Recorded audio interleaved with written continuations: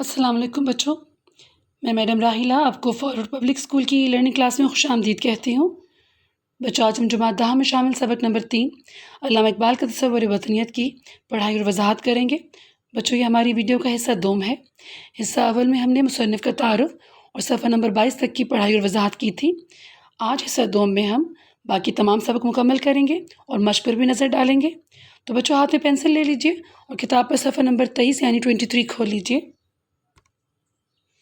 جی بچوں، دیکھیے، اور یہاں کے بسنے والے مسلمان ہندی مسلمان کہلاتے تھے۔ اب اس برصغیر میں دو بڑے ملک ہیں، بھارت اور پاکستان۔ دونوں ممالک میں مسلمان موجود ہیں۔ اس لحاظ سے بھارت کے مسلمان اور پاکستان کے مسلمان الگ الگ ملکوں کے باشندے ہیں، یعنی ہندی مسلمان الگ اور پاکستانی مسلمان الگ۔ تو ان میں اور پاکستان کے مسلمانوں میں فکر و نظر کی کون کون سی مشابہتیں اور کون کون سے اختلافات پیدا ہو چکے ہیں؟ پاکستانی مسلمانوں کا قومی رشتہ بھارت کے مسلمانوں اور دیگر مسلم ممالک کے ساتھ کیا ہے؟ بچوں، یہاں مصنف بتا رہے ہیں کہ بے شک پاکستان اور ہندوستان کے دونوں ملکوں میں مسلمان بستے ہیں، وہی ایک کلمے کے ماننے والے، ایک قرآن کو پڑھنے والے، لیکن دونوں الگ الگ ملک کے باشندے ہیں۔ الگ الگ ثقافت اور تہذیب اور فکر اور سوچ کے انداز نے دونوں مسلمانوں میں بہت سی باتوں میں مماثلت اور بہت سی باتوں میں اختلاف پیدا کر دیا ہے۔ یعنی بھارت کے مسلمان زندگی کے بہت سے معاملات میں اپنی سوچ رکھتے ہیں، وہاں مختلف غیر مسلموں خاص طور پر ہندوؤں کے زیر اثر رہنے کی وجہ سے ان کے خیالات اور سوچ پاکستانی مسلمانوں سے کچھ معاملات میں اختلاف رکھتے ہیں۔ اس لیے اب یہ دیکھنا ہوگا کہ ہمارا ان کے ساتھ قومیت کا تعلق کیسے استوار ہوگا۔ اس کے علاوہ بھارت کے مسلمانوں کے علاوہ دیگر مسلم ممالک کے مسلمانوں کے ساتھ پاکستانی مسلمانوں کا رشتہ کیسے قائم کیا جائے گا۔ پاکستان کے وجود میں آنے کے بعد یہ مسئلہ اہم ہے کہ آیا مغرب کے وطنی تصور کو قبول کرنا ہوگا یا اسے رد کر کے اپنے تشخص کو ملی عزائم کے ساتھ منسلک کیا جا سکتا ہے۔ ملی عزائم یعنی قومی ارادے۔ یعنی بچوں، پاکستان کے قیام کے بعد یہ اہم مسئلہ سامنے آیا کہ کیا اس اسلامی نظریے کے تحت حاصل کیے گئے ملک میں مغرب والوں کے تصور وطنیت کو پروان چڑھایا جائے گا یا اسے چھوڑ کر ہم یہاں اپنی پہچان مسلم قومیت اور ملت کے ساتھ استوار کریں گے۔ جی بچوں، آگے پڑھتے ہیں۔ پاکستان کی قومی زبان اردو ہے۔ مختلف مسلمان ممالک میں یہ لسانی اختلاف موجود ہے۔ ایران میں فارسی، عرب ممالک میں عربی، پاکستان میں اردو، انڈونیشیا میں انڈونیشیائی زبانیں ملکی اور قومی سطح پر چل رہی ہیں۔ تو پھر اس بات کی تلاش ضروری ہے کہ مسلمانوں کی تہذیبی زندگی میں زبانوں کی کیا اہمیت رہی ہے اور زبانوں کے بارے میں 1300 سال میں مسلمانوں کا رویہ کیا رہا ہے۔ بچوں، یہاں مصنف زبان کے معاملے کو لے کر مختلف ممالک میں جو جھگڑے یا اختلافات پیدا ہوتے ہیں ان کا ذکر کر رہے ہیں۔ مسلمان دنیا کے ہر خطے میں رہتے ہیں اور اپنی اپنی زبان بولتے ہیں، تو مصنف کے خیال میں کیا یہ زبان کے اختلافات مسلمانوں کے درمیان جھگڑے کا باعث تو نہیں بنیں گے؟ کیونکہ علامہ اقبال تمام مسلمانوں کو اکٹھا دیکھنا چاہتے تھے، لیکن اس زبان کے اختلافات سامنے آنے کا خطرہ پیش نظر تھا۔ کیونکہ پاکستان کی قومی زبان اردو ہے، لیکن دوسرے مسلمان ممالک میں مختلف زبانیں بولی جاتی ہیں، ہر زبان کی اپنی اہمیت ہے۔ اسی بارے میں مصنف یہاں پر بیان کر رہے ہیں۔ جی بچوں، دیکھیے، ان سوالوں کے علاوہ بھی بہت سے سوال سامنے آتے ہیں جن کے صحیح حل پر ہماری قومیت کی بنیادیں استوار ہو سکتی ہیں، لیکن اتنے الجھے ہوئے سوالات کا کوئی مختصر سا جواب تو ممکن نہیں۔ ہاں، غور و فکر کے لیے بعض راہیں ضرور متعین کی جا سکتی ہیں۔ استوار یعنی مضبوط اور مستحکم، متعین یعنی مقرر۔ مصنف یہاں پر زبان کے علاوہ اور بہت سے مسائل کا ذکر کر رہے ہیں، یعنی مختلف مسلمان ممالک میں زبان کے علاوہ اور بھی اختلافات سامنے آ سکتے ہیں جن کو پیش نظر رکھنا ہوگا۔ آگے دیکھیں بچوں، علامہ نے اشعار میں جا بجا وطنیت کے مغربی تصور کی مخالفت کی ہے۔ اس کے علاوہ ان کی نثری تحریروں میں بھی مسلمان ممالک کی عمرانی تاریخ کی مدد سے مسلمانوں کے تصور وطنیت کے بارے میں بعض بنیادی تصورات ملتے ہیں۔ اس مرحلے پر جغرافی اور مجرد تصورات کے درمیان ربط کی تلاش ہمیں پاکستانی قومیت کی اصل بنیاد تک لے جا سکتی ہے۔ جا بجا یعنی جگہ جگہ، عمرانی تاریخ یعنی آبادی کی تاریخ، مجرد کا معنی ہے تنہا، اور مکمل لفظ مجرد تصورات کا معنی بنے گا تنہا سوچ یا خیالی خاکہ۔ ربط کا معنی ہے تعلق۔ بچوں، مصنف یہاں کہہ رہے ہیں کہ اقبال کی شاعری کے علاوہ ان کی نثر سے بھی معلوم ہوتا ہے کہ انہوں نے مسلمان ممالک کی آبادی کی تاریخ کا گہرا مطالعہ کر رکھا تھا۔ ان کے مطالعے سے یہ پتہ چلتا ہے کہ ان کے مسلمانوں کے تصور وطنیت کے بارے میں کیا خیالات تھے۔ بچوں، مصنف یہ نقطہ سمجھانے کی کوشش کر رہے ہیں کہ برصغیر کے مسلمانوں کے جغرافیائی حالات اور علامہ اقبال کے تصورات میں اگر تعلق استوار کر لیا جائے تو پاکستان کا قیام جس قومی نظریے کے تحت عمل میں لایا گیا، ہم اس کی تہہ تک پہنچ سکتے ہیں۔ بچوں آگے دیکھیں، سورۃ الحجرات سے واضح ہے کہ ذاتی اور خاندان محض شناخت کے لیے ہیں، اصلی شرف و فضیلت کا معیار نسب نہیں تقویٰ ہے۔ علامہ اقبال رحمۃ اللہ علیہ اسی پر زور دیتے ہیں اور شعوبی، قبائلی، نسلی، لونی اور لسانی امتیازات پر اسلامی نصب العین کی فوقیت تسلیم کرتے ہیں، اور یہی وہ مرکزی نقطہ ہے جہاں سے ہم مذکورہ بالا مسائل کو حل کر سکتے ہیں۔ بچوں، یہاں مصنف نے سورۃ الحجرات کا حوالہ دیا ہے۔ وہ کہتے ہیں کہ اللہ تعالیٰ نے فرمایا کہ ذاتیں اور خاندان محض پہچان کے لیے ہیں، اصل بزرگی کا معیار تقویٰ ہے، اور علامہ اقبال بھی انہی خیالات کو پروان چڑھانا چاہتے تھے کہ ہر طرح کے فرق کو مٹا کر اسلامی مقاصد کو برتری حاصل ہو۔ جی بچوں دیکھیے، باقی رہا لسانی مسئلہ تو اسلام کی عمرانی تاریخ کے مطالعے میں اس کا جواب موجود ہے۔ زبان اظہار کا وسیلہ ہے۔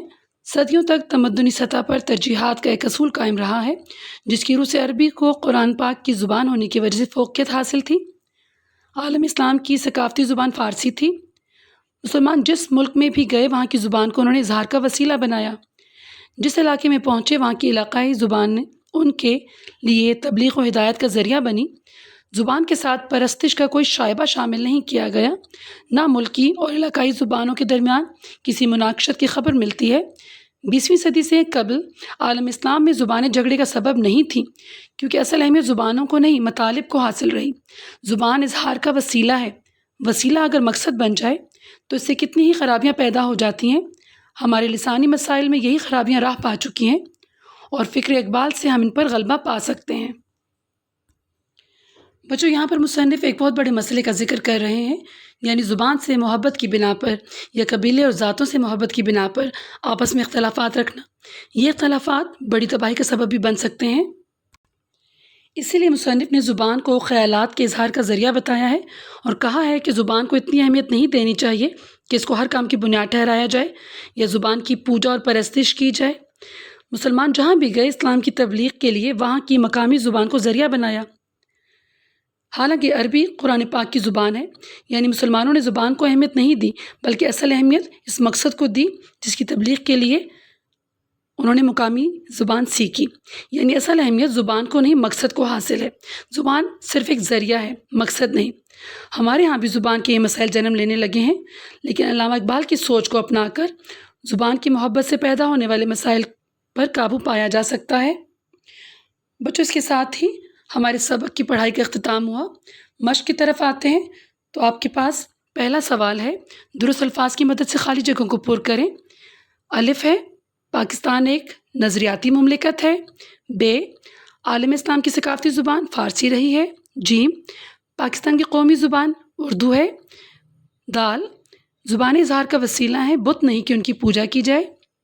ہے، اصلی شرف و فضیلت کا معیار نسب نہیں تقویٰ ہے۔ بچوں، آگے کچھ سوالات ہیں جن کے جوابات اور باقی تمام کام بھی جو مشق کا ہے وہ آپ کو تحریری شکل میں نوٹس میں مہیا کر دیا جائے گا۔ بچوں، اگلے صفحے پر جانے سے پہلے آخری پیراگراف کے معنی دیکھ لیجئے۔ وسیلہ یعنی واسطہ اور ذریعہ، ثقافتی زبان تہذیبی زبان، مناقشت جھگڑا یا فساد۔ چلیں بچوں اگلے صفحے کی طرف چلتے ہیں۔ بچوں، سوال نمبر 6 کو دیکھیں۔ درج ذیل الفاظ و تراکیب کو جملوں میں اس طرح استعمال کریں کہ ان کا مطلب واضح ہو جائے۔ بچوں، یہاں میں آپ کو معنی بتا رہی ہوں اور باقی اس سوال کے معنی اور جملے آپ کو نوٹس میں مل جائیں گے۔ نصب العین، مقصد کو مد نظر رکھنا، متصادم، ٹکرانا، خد و خال، ساخت، دھرتی پوجا، وطن کی محبت، تغیر و تبدل، تبدیلی، لسانی اختلافات، زبانی اختلافات، سرچشمہ یعنی ذریعہ، ثانوی حیثیت، دوسری حیثیت۔ مجھے سوال نمبر 7 میں ذو معنی الفاظ کے بارے میں کہا جا رہا ہے۔ اسی صفحے پر آخر میں دیکھیے تو آپ کو زبانی الفاظ کی تعریف نظر آ رہی ہے۔ زبانی الفاظ ایسے الفاظ کو کہا جاتا ہے جن کے دو مختلف معنی ہوں، جیسے ہار، جس کا ایک مطلب ہے پھولوں کا ہار، دوسرا مطلب ہے شکست۔